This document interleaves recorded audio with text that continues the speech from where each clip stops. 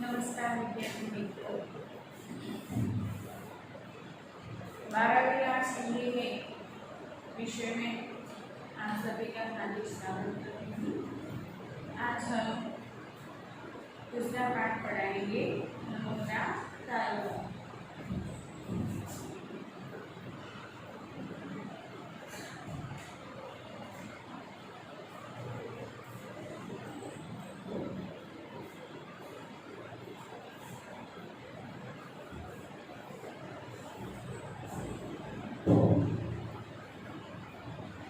जिनके लेखक हैं प्रेमचंद।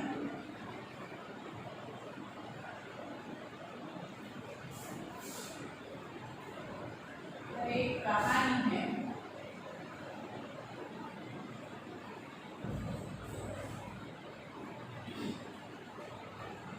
प्रेमचंद का जन्म वाराणसी उत्तर प्रदेश के निकट लम्ही नामक गांव में हुआ था।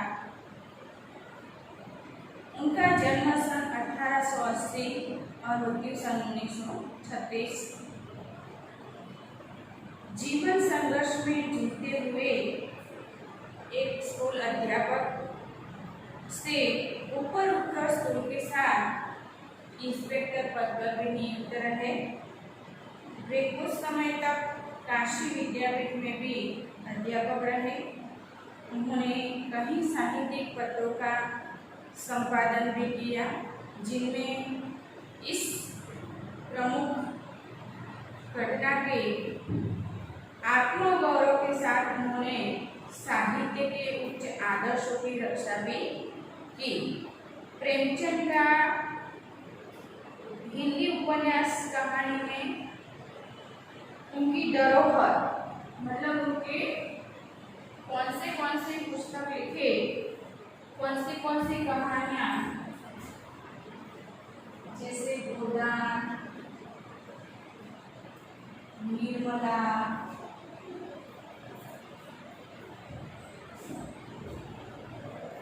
गबन, सेवा सदन,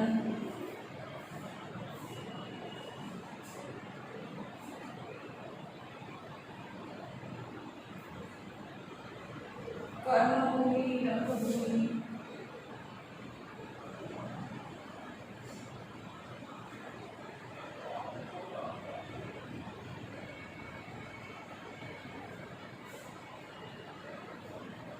आदि उनके उपन्यास।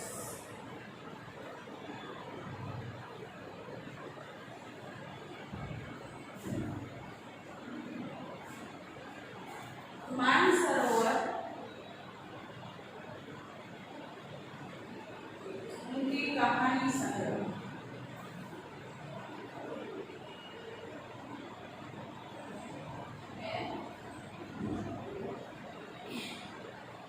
आपके पाठ्य पुस्तक में दी गई नमक का दारोगा, इस कहानी में समाज की यथार्थ स्थिति का वर्णन किया गया है। मुंशी बंशीधर एक ईमानदार और कर्तव्यपरायण व्यक्ति है।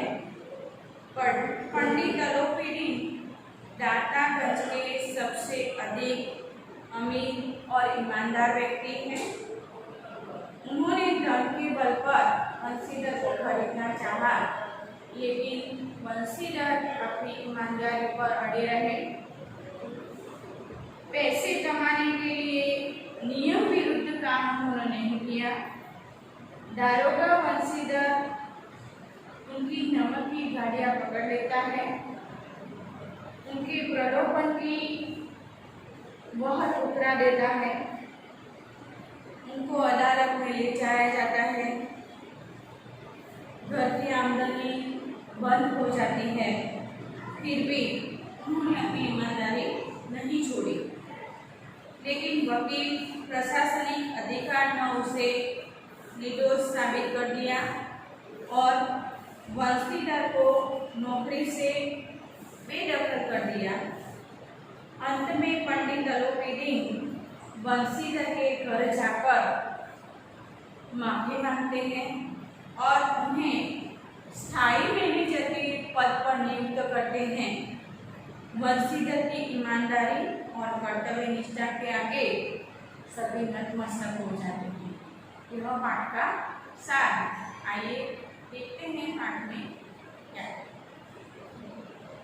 जब नमक का नया विभाग बना और ईश्वर दत्त वस्तु के व्यवहार करने का निर्देश ही गया तो लोग चोरी छिपे उसका व्यापार करने लगते हैं। अनेक प्रकार के छल प्रपंचों का सुपात्र हुआ। कोई घूस से काम निकालता था, कोई चालाकी। मतलब समाज में इतनी विपरीत परिस्थिति थी कि कोई न कोई अपना काम करवाने के लिए कहीं न कहीं घूस का, मतलब कि भ्रष्टाचार का, लांच रुश्वत का, कोई न कोई अपने तरीके से कोई चालाकी से अपना काम निकलवाता था। अधिकारियों की बोकोबार मतलब अधिकारियों की आमदनी बढ़ने लगी थी। पटवारगिरी का सर्वसम्मानित पद छोड़कर लोग इस विभाग की बरकरारी करते थे। इसके दारोगा पद के लिए तो वकीलों का भी जी ललचाता था। यह वह समय था जब अंग्रेजी शिक्षा और ईसाई के मत को लोग एक ही वस्तु समझने लगते थे। फारसी का प्राबल्य था। प्रेम की कथाएं और श्रृंगार रस के काव्य पढ़कर फांसीदार लोग सर्वोच्च पदों पर नियुक्त रहते। मतलब सभी लोग अपने अपने तरीके से समाज में अपनी इच्छा अनुसार जीवन बिताते थे। सभी लोग उपभोग के रूप में प्रस्तुत थे। फारसी का प्राबल्य था। साथ ही साथ मुंशी बंशीधर भी जुलेखा की वीर कथा समाप्त करके मजनू और फरहाद के प्रेम वृत्तांत की नल और नील की लड़ाई और अमेरिका के आविष्कार से अधिक महत्व की बातें समझते हुए रोजगार की खोज में निकले। उनके पिता थे बहुत अनुभवी व्यक्ति थे। उन्होंने अपने मित्रों के द्वारा बहुत समझाने की कोशिश की। समझाने लगे, बेटा घर की दुर्दशा देख रहे हो। तो उनकी घर की परिस्थिति अच्छी नहीं थी, इसलिए उन्हें समझाया करते थे कि बेटा घर की परिस्थिति अच्छी नहीं है, ऋण के बोझ से हम दबे हुए हैं, लड़कियां हैं, घास फूस की तरह बढ़ती चली जा रही है। घास फूस की तरह बढ़ती जाना दिन प्रतिदिन उनकी उम्र में वृद्धि हो रही थी। साथ ही साथ मैं कगार का वृक्ष मतलब वृद्धावस्था में वे आ चुके थे। न मालूम कब गिर पड़े। उन्हें पता था कि अब उनकी वृद्धावस्था हो चुकी है, इसीलिए वो काम करने के लायक नहीं थे। पर तुम्हें घर के मालिक होता, उन्होंने समझाया वंशीधर को कि अब घर की रोड तुम्हारे हाथ में है, इसलिए नौकरी में ओहदे की ओर ध्यान मत देना। वह तो पीर का मजाक है। निगाह चढ़ावे चांद एक दिन दिखाई देता है। मतलब कि काम ढूंढना पड़ेगा तुम्हें, और काम ढूंढकर के साथ साथ काम के साथ साथ भी ऊपरी आय जरूरी है। उसके बिना हमारा घर नहीं चल सकता है। निगाह चढ़ावे जो दिन दिखावे करते लुप्त हो जाते हैं। ऊपरी आय बढ़ता हुआ स्रोत है। मतलब कि काम के वेतन के साथ साथ हमारी ऊपरी आय भी जरूरी है, जिससे सदैव प्यास बुझती है। वेतन मनुष्य देता है, लेकिन उसमें वृद्धि नहीं होती। वेतन से हमारा घर जितना चाहे उतना नहीं चल सकता है, इसीलिए हमारे पास ऊपरी आय होना जरूरी है। ऊपरी आमदनी ईश्वर की है। वे समझाना चाहते थे कि इस भ्रष्टाचार के युग में केवल ईमानदारी से या केवल वेतन से हमारा घर नहीं चल सकता है, इसीलिए हमारे पास ऊपरी आमदनी होना जरूरी है। और वे समझाते थे कि ऊपरी आमदनी तो ईश्वर की देन है, इसी से उसमें बरकत होती है। तुम स्वयं विद्वान, तुम्हें क्या समझाओ। इस विषय में विवेक की बड़ी आवश्यकता है, क्योंकि तू अपने आप ही समझकर ऊपरी आमदनी करने लग। मैं तुम्हें ज़्यादा समझा नहीं सकता हूँ। मनुष्य को देखो, अपने घर में जितने मनुष्य हैं उनको देखो, उनकी आवश्यकताओं को देखो और अवसर देखो, उसके उपरांत जो चीज समझे करो। गरज वाले आदमी के साथ कठोरता करने में ही लाभ है। गरज वाले व्यक्ति हैं उसके साथ कठोरता करने से हमारा लाभ होगा, लेकिन बेगरज को दाव पर पाना जरा कठिन है।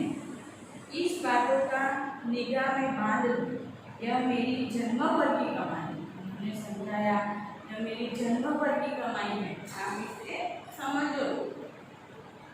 इस उपदेश के बाद पिताजी ने आशीर्वाद दिया। वंशीधर आज्ञाकारी पुत्र था। ये बातें ध्यान से सुनी और तब घर से चल खड़े। उन्होंने अपने पिता की मजबूरी समझ ली और उन्होंने अपनी तरफ से पूरी तैयारी करने लगे। इस विस्तृत संसार में उनके लिए धैर्य, अपना मित्र, बुद्धि, पथदर्शक, आत्मावलंबन ही अपना सहायक था। लेकिन अच्छे शकुन से चले थे। जाते जाते ही नमक विभाग के दरोगा के पद पर नियुक्त हो गए। उन्होंने अपना काम ढूंढना शुरू किया।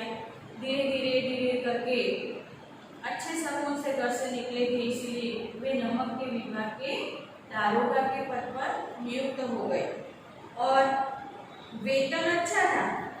ऊपरी आय का तो ठिकाना ही नहीं था। उनका वेतन अच्छा था और ऊपरी आमदनी का कोई ठिकाना न था। मुंशीधर को शुभ संवाद मिला तो फूले न समाये बहुत खुश थे। महाजन लोग कुछ नरम पड़े।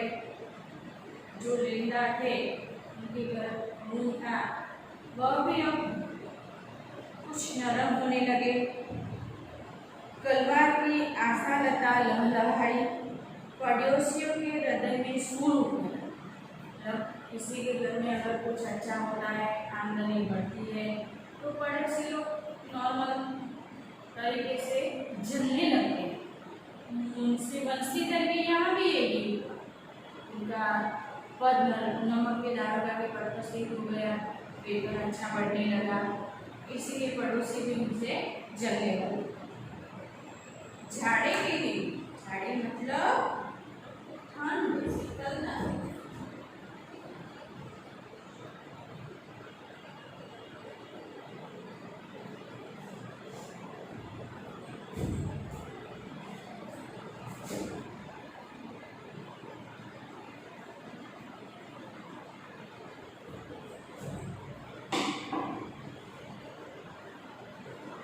ठंडी के दिन थे, रात का समय था। नमक के सिपाही चौकीदार नशे में मस्त थे। उन्होंने नशा कर लिया था, वो अपने अपने में मस्त थे। मुंशी वंशीधर को यहाँ आए अभी 6 महीनों से अधिक समय है। नमक विभाग के लाल थे, रात का समय था, ठंडी की ऋतु थी। अभी उनके आए 6 महीने ही हुए थे, लेकिन इस समय में ही उन्होंने अपने कार्य कुशलता और उत्तम आदर से अफसरों का मन मोह लिया। उन्होंने अपने कार्य, सभी कार्य अच्छी तरीके से किए थे, समय पर जाना, समय पर आना, इसलिए अधिकारी भी उनके खुश थे। अफसर लोग उन पर बहुत विश्वास करने लगे, क्योंकि वे ईमानदार व्यक्ति थे, इसीलिए अफसर लोग भी उन पर विश्वास करने लगे। नमक के दफ्तर से एक मील पूर्व और जमुना बहती थी। जो नमक का विभाग का दरोगा का स्थान था, से 1 मील दूर जमुना नदी बहती थी। उस पर नावों का एक पुल बना, उस पर एक नाव का पुल बना हुआ था। दारोगा जी किवाड़ बंद किए मीठी नींद से सो रहे थे। अचानक आंख खुली तो नदी के प्रवाह की जगह गाड़ियों की गड़गड़ाहट और तथा मल्लाहों का कोलाहल सुना। अचानक उन्होंने देखा, रात का समय था, कि यमुना नदी के पुल के नीचे कुछ कुछ गाड़ियाँ खड़ी थी, कोलाहल मच रहा था। उठ गए, अचानक से उठ बैठे, क्या बोला मैं देखता हूँ। इतनी रात गए, गाड़ियाँ क्यों नदी पर पार कर, इतनी रात हो गई है, ठंड की ऋतु है, इतनी गाड़ियाँ कहाँ से आई, कहाँ जा रही है। अवश्य कुछ न कुछ गोलमाल, उन्होंने सोचा कि अवश्य कुछ न कुछ गोलमाल है। तर्क ने ब्रह्म की पुष्टि किया। वर्दी पहनी, तमंचा जेब में रखा, उन्होंने वर्दी पहन ली, तमंचा मतलब अपने जेब में रख लिया। बात ही बात में घोड़ा बढ़ाए, उन्होंने घोड़े पर सवार होकर जल्दी से पुल पर जा पहुंचे। गाड़ियों की एक लंबी कतार पुल के पार जाती देखी। उन्होंने देखा कि गाड़ियों की एक लंबी सी कतार पुल पर जा रही है। डांट कर पूछा, किसकी गाड़ियाँ हैं? मुझे डांट कर पूछा, किसकी गाड़ियाँ हैं? थोड़ी देर तक सन्नाटा। आदमियों में कुछ कानाफूसी, वो जो आदमी गाड़ियों के पास आए हुए थे, उन्होंने अंदर अंदर कुछ बातचीत की। तब आगे वाले ने कहा, पंडित अलोपीदीन की। कौन पंडित अलोपीदीन? दातागंज के मुंशी बंसीधर चौधरी। पंडित अलोपीदीन इस इलाके के सबसे प्रतिष्ठित जमींदार थे। लाखों रुपए का लेन था। इधर छोटे से बड़े कौन ऐसे थे जो उनके ऋणी हैं? मतलब पंडित अलोपीदीन दातागंज के बहुत बड़े जमींदार थे, क्योंकि यहाँ कुछ न कुछ कोई न कोई व्यक्ति उनका ऋणी था। बड़े जमींदार थे, पैसे की बड़ी लेन देन थी, व्यापार भी बड़ा लंबा चौड़ा था। बड़े चलते पूजे आदमी थे, बड़े अच्छे खासे आदमी थे। अंग्रेज अफसर इनके इलाके में शिकार खेलने आते थे और उनके मेहमान भी होते थे, मतलब उनके अंग्रेजों के साथ भी उठना बैठना था। 12 मास सदाव्रत चलना, मतलब जो भी व्यक्ति उनके घर आता था, खाना पीना रहना सभी काम पंडित अलोपीदीन के यहाँ होते थे। मुंशी जी ने पूछा, गाड़ियाँ कहाँ जाएगी? गाड़ियाँ लेकर आए हैं, लेकिन कहाँ जाएगी? उत्तर मिला, कानपुर। लेकिन इस प्रश्न पर भी उसमें है क्या? फिर सन्नाटा छा गया। दारोगा साहब का संदेह और भी बढ़ा। कुछ देर तक उत्तर की बाट देख कर वो जोर से बोले, क्या तुम सब गूंगे हो गए हो?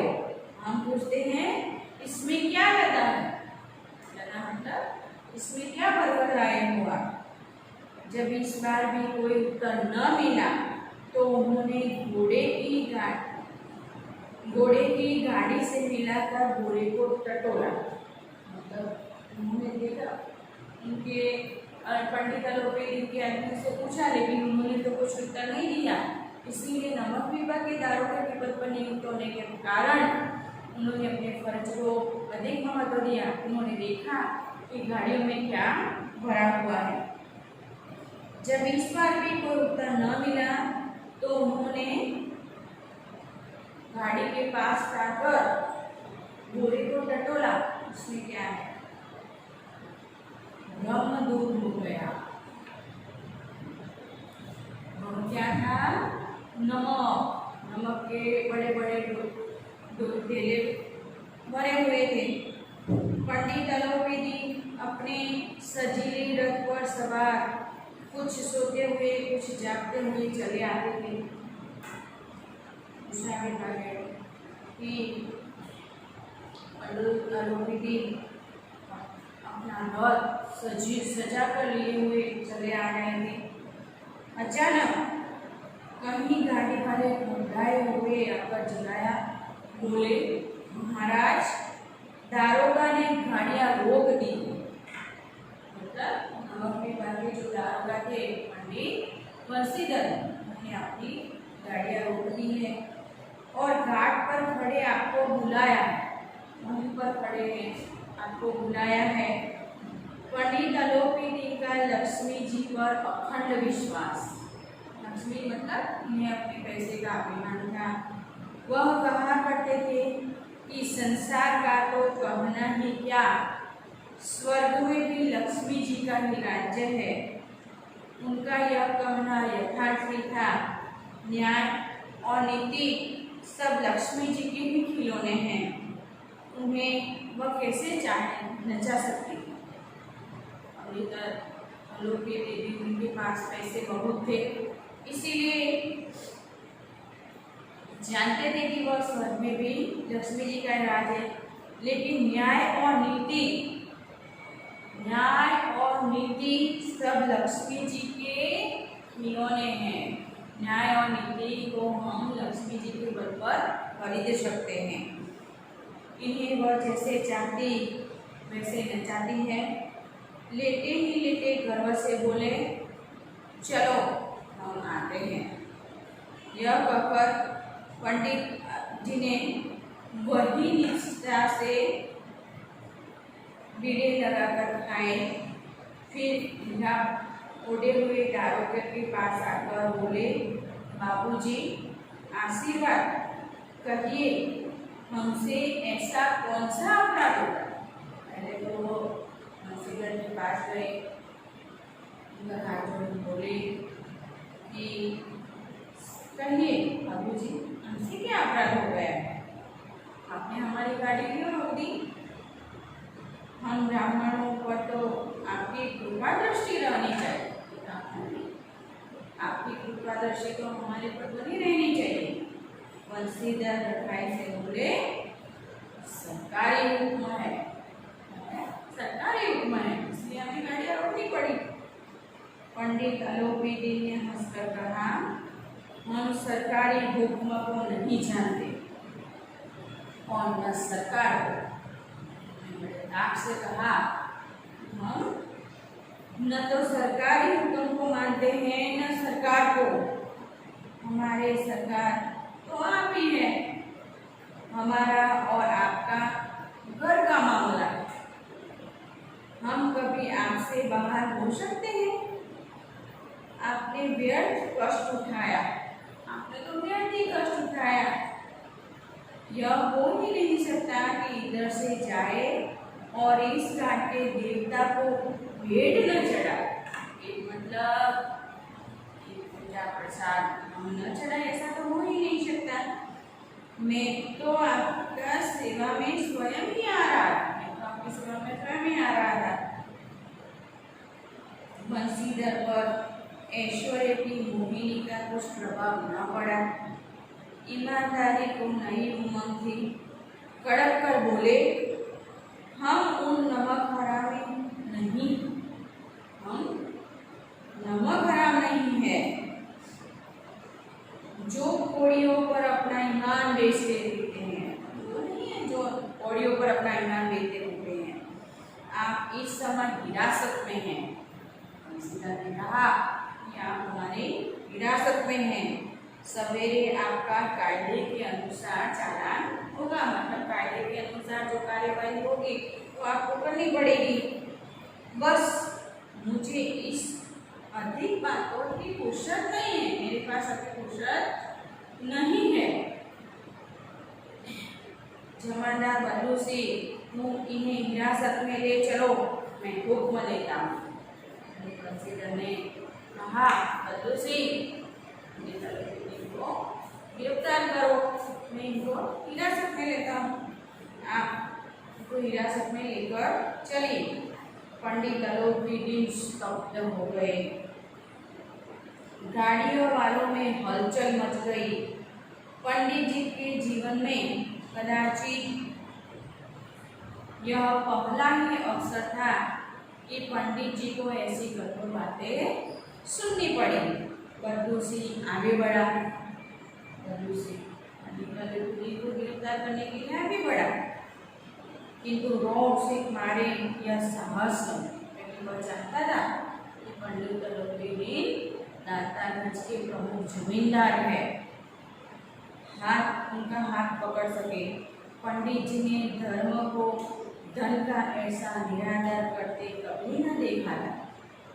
ऐसा उन्होंने कभी पहले देखा ही नहीं था कि धर्म को धन का अनादर करते हुए कभी देखा नहीं था। विचार किया यह अभी उदंड लड़का है। सोचा कि यह पंडित वंशीधर तो उदंड लड़का है, माया मोह के जाल में अभी नहीं पड़ा, अभी तो माया मोह के पड़ा ही नहीं है, झिझकता है। बहुत दिन भाव से बोला, बाबू साहब ऐसा न कीजिए, हम मिट जाएंगे, इज्जत दूर में मिल जाएगी, हमारा अपमान करने से आपका क्या हाथ आएगा, हमारा अपमान करोगे तो आपके हाथ में कुछ नहीं आएगा। हम किसी तरह आपसे बाहर थोड़ी ही हैं, हम आपसे बाहर नहीं है। वंशीधर ने कठोर स्वर में कहा, हम ऐसी बातें नहीं सुनना चाहते, ऐसी बातें सुनना नहीं चाहते हैं। वंशीधर तो बहुत गुस्सा हो गए। उन्होंने कहा कि हम ऐसी बातें सुनना नहीं चाहते हैं। अलोपी ने जिस सहारे